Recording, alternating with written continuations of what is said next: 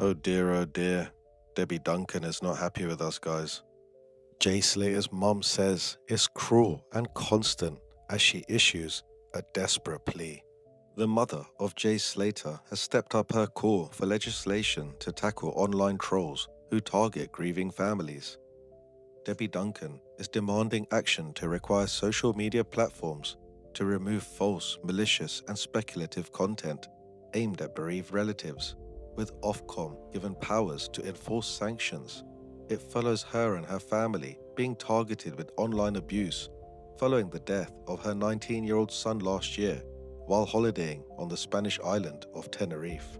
In September, Miss Duncan from Oswald Twistle launched an official preliminary petition calling for a new J-law backed by Hinburn MP Sarah Smith.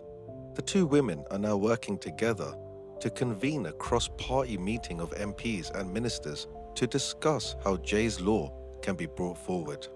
The meeting will look at how to strengthen protections for grieving families, ensure platforms are held accountable when they fail to act, and explore ways Ofcom and the government departments can work together on the issues.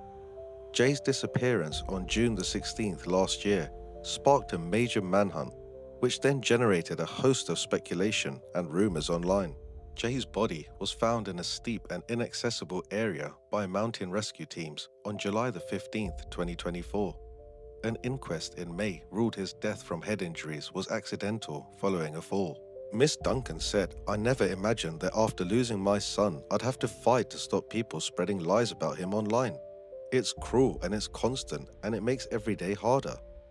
The people who do this hide behind screens, but what they say has real consequences for real families. I'm campaigning for Jay's law because something has to change.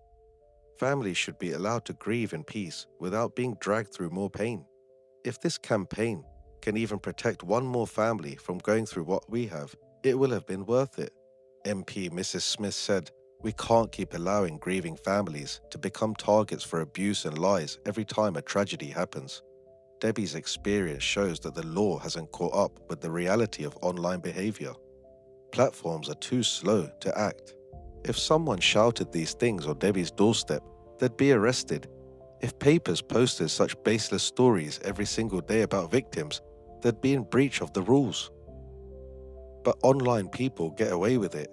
This has to change. We must stop tragedy trolling." The campaign follows a Channel 4 documentary that exposed the growing problem of tragedy trolling and mirrors the experience of families such as Nicola Bullies and the McCanns, who have both been targeted by online speculation and falsehoods.